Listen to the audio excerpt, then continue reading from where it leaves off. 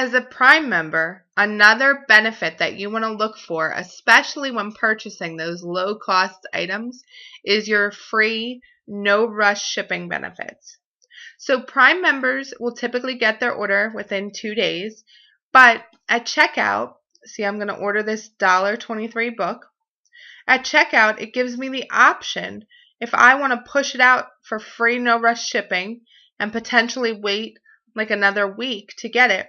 They'll give me a reward. So on this $1.23 book, they're currently offering me a $1 reward towards digital items. That's movies, music.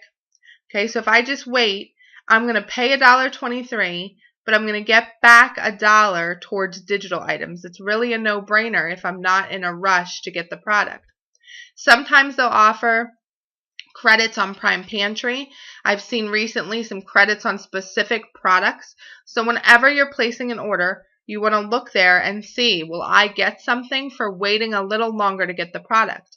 Now, I don't know about you, but I have found that I generally still get it within a couple days, even though I've opted for the no rush shipping.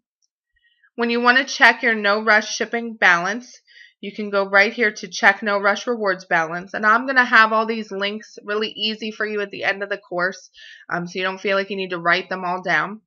Okay, so you would check your no rush rewards balance. And currently right now you'll see that I have $24 in digital rewards because of the no rush shipping. I did have Prime Pantry, but I've recently used them. It's very handy. It tells you exactly when it's going to expire, so you can be sure to use it before then. And like I said, it is eligible on Kindle books. It's eligible in the App Store, on music, digital video games, software downloads, and Amazon video rentals or purchases.